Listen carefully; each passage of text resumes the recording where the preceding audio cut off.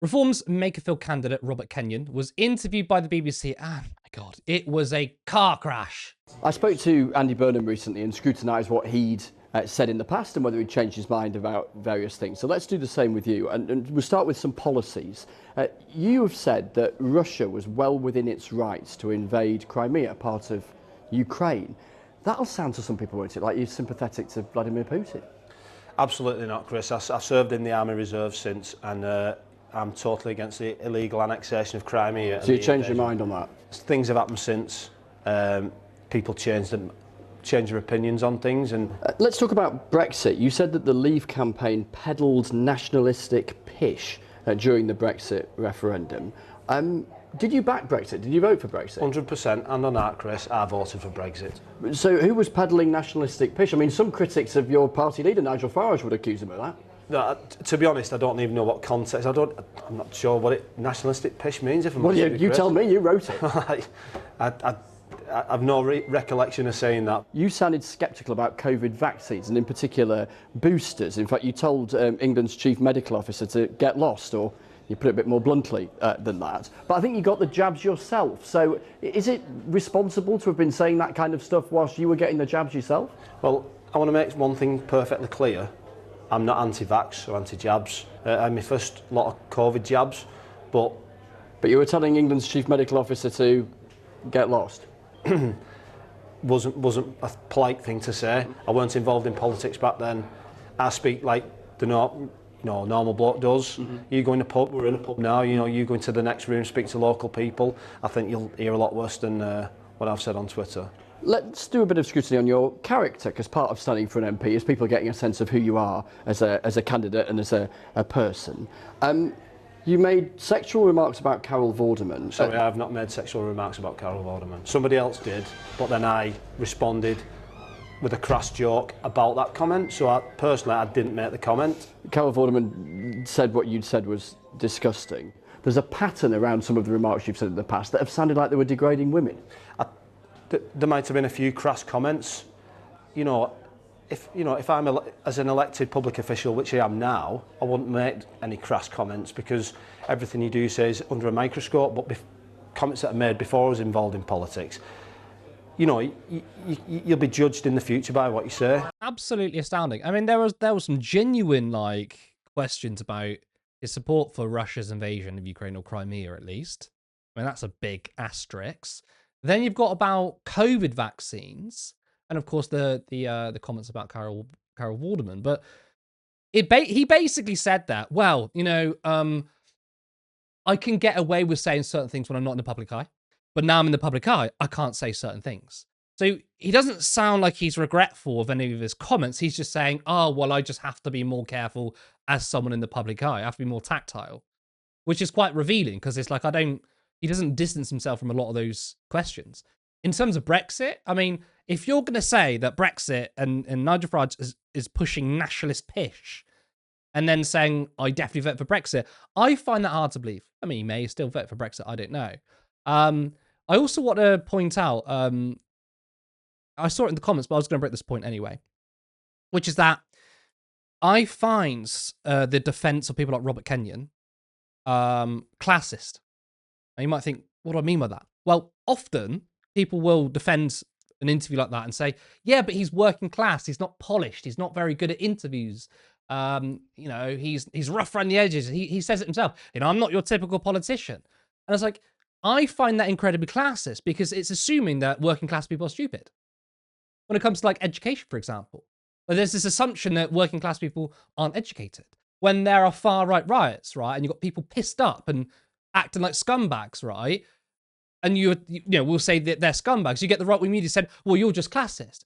So you basically in trying to defend this, you're being classist by saying, yeah, working class people are stupid. They're thugs. They're criminals. They're pissed up all the time. So it's like, when trying to defend this, you're being classist, okay? Class means your relationship to means of production. It doesn't mean if you're a bit rough around the edges. That's not what it means. It means you're a dickhead, okay? If you make bad comments, right, that's the judge of your character, not your class position.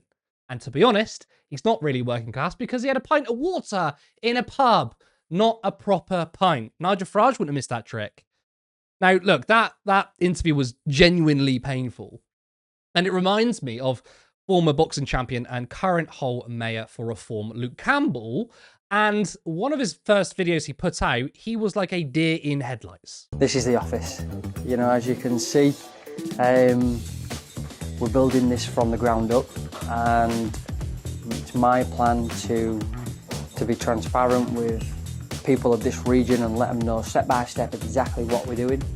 We've had some unbelievable meetings today, making progress already in building a team. This afternoon I am interviewing people that want to be chair of the Freeport, so that's going to be very interesting to see the candidates there. And you know, we're moving forward, and I'm building this team as quick as possible so we can get the results that everyone deserves. Thank you. He's had fantastic meetings, all right? Again, I want to nail that sort of classism thing, because when a lot of us were looking at Luke Campbell thinking, this guy's a deer in the headlights, has no idea, people once again saying, you're being very classist. But again, why are you assuming that people that don't know what they're doing are working class? That in itself is very classist, and it really frustrates me. Now, of course, we can joke because it is very funny, but I do think there's something deeper here, right?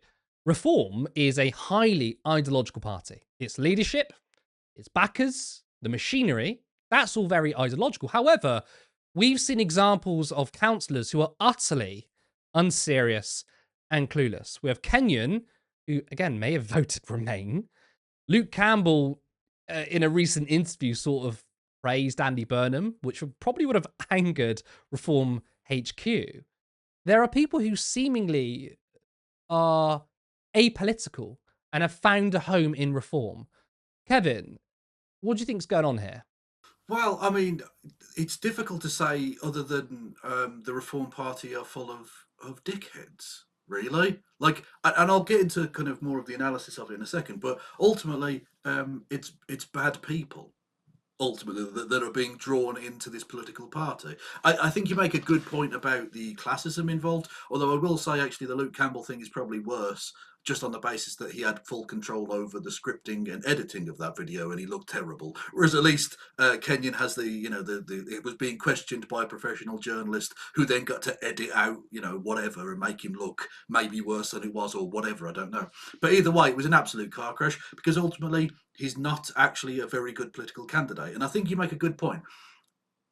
The classism involved in this comes from decades now, where the phrase working class opinions or working class political attitudes is a way that London media people say racism.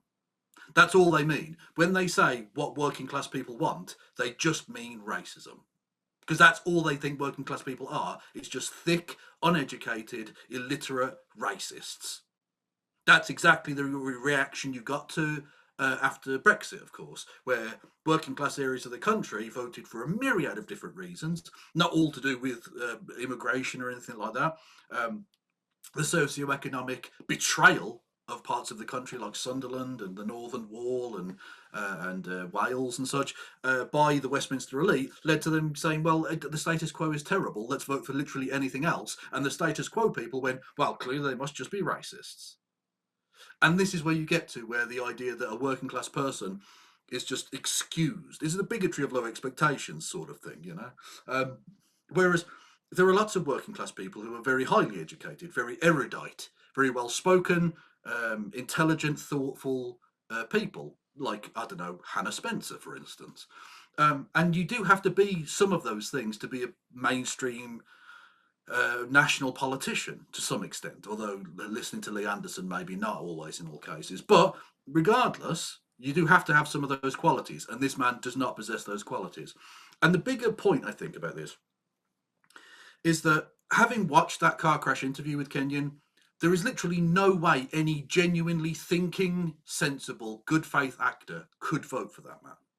Not only did he actually definitely make sexual comments about Carol Vorderman, including wanted to, quote, tongue her arse. That's a thing he just agreed with. That's a thing. That's a thing you said, Mr. Kenyon. Fuck you. Not only did he maybe not vote for Brexit or whatever, look, he said some really appalling things. He's been anti-vax, he's been pro-Putin, he's been all kinds of different things. He's an awful man. It won't actually make much difference to your average Reform voter because they don't care about those things. you've tried for ages and ages just saying this person is racist or this person is bigoted. It didn't work with Donald Trump. It didn't work with Boris Johnson. It hasn't worked with Nigel Farage. And it probably isn't going to work with this guy. Now, that's not to say that Andy Burnham won't win, because I think he probably will. But that's because it's Andy Burnham. That's because he has a pull in that region far and above any other Labour politician. He might be the only Labour politician in the entire country that could win there. But this won't massively affect his Kenyon's vote in the election. Because just saying you're a racist or a sexist or a homophobe or this, that, and the other isn't enough. You need to actually question them on A, do they even understand the policy? Because there's another interview he did, which was Car Crash, where he didn't even understand what Reform's policies were in key areas. And not just if they understand the policy, but the implications of the policy. Actually give concrete reasons why voting reform is bad. Not just that they're bad people, because I know that and you know that. But you're not preaching to the converted. You're trying to convert the unconverted. And just saying they're racist to people who are also a bit racist isn't anything. You need to actually give them concrete reasons as to why their lives are going to be negatively affected by voting for reform. And that's unfortunately what the media are terrible at doing. I mean, I completely agree with you that I don't think that interview is going to make any difference. And part of writing this story wasn't like, oh, if I just show this to people, they'll be convinced not to vote reform.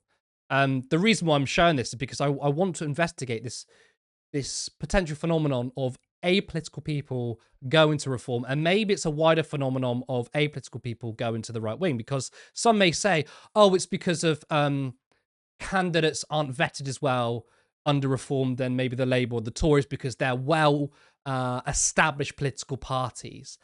And I'd say possibly, however, like speaking to Green Party councillors and members, they are highly motivated and are highly educated on their own politics and policies. I've never met someone, a green activist or whatever, to be really clueless about their own policy and sort of like, I don't really know. I just like green stuff. Like, I've never come across that. I've come across people like very well briefed on their policies. So I don't think it's a lack of vetting in terms of knowing, in terms of the candidates knowing what they're supporting. And I don't think it's because, you know, reform aren't as well institutionalized as Labour and the Conservatives. Because again, I will point to examples of the Green Party where they seem to be extremely committed to their views. So do you think there is a phenomenon of apolitical people being drawn to reform and maybe the right wing? Potentially we can link it to like how in America you had like podcasters and gamers were getting really sort of wrapped up under Donald Trump. Do you think there's something there? Well, I mean, firstly, the framing you use is perfectly just, because this is how these people see themselves, as apolitical. But no one is actually apolitical. Sure, and I don't just sure. mean that in some like, oh, well, I've just defined you out of your question. I mean it literally in the sense that, like you say, with those podcasters, Joe Rogan probably sees himself as a fairly apolitical man, and we know he isn't. Yeah, absolutely. The people who are, like you say, they think of themselves as apolitical because they don't really follow the politics day to day, but they have political beliefs. They have political ideological positions. And I think one of the reasons that they are drawn towards someone like Nigel Farage is because he speaks in a more plain fashion, usually. Now, of course, he's become more of a politician since he got to Westminster, because there's just sort of a natural process that people undergo on that place. It's a foul, corrupted den of iniquity.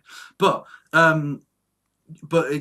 he speaks more plainly on things like, you know, with this, we'll get onto it in a second, but the way in which he puts his point across is more direct.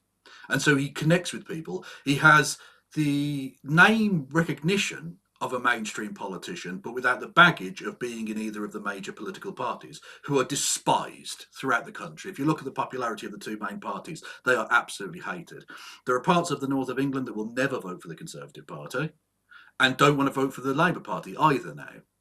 And so they're sort of left, and you've got pockets of it that will go to the Green Party and are amenable to that. But this is, of course, quite a Brexit-heavy area of the country. And so naturally, those kinds of people who are just your average, everyday person who doesn't follow politics, doesn't necessarily understand it, isn't really apolitical, but thinks of themselves as apolitical, are drawn more into that sphere of things because they know Nigel Farage, they sort of know that they supported Brexit, and so they've gone, well, if this is a way of sticking two fingers up to Westminster, much in the same way that many people voted at the Brexit referendum, not because of racial issues, not because of immigration, not because of anything. They just wanted to say fuck you to Westminster. It was a way of using their vote in a way that hurt the people that have hurt them. And that's precisely what they think a vote for Nigel Farage is. Of course, it won't be, because Nigel Farage is a part of the swamp. He's a privately educated wanker banker, friend of Israel, friend of Donald Trump, supporter of Vladimir Putin, all of the terrible, awful things that we know about so many of the establishment candidates.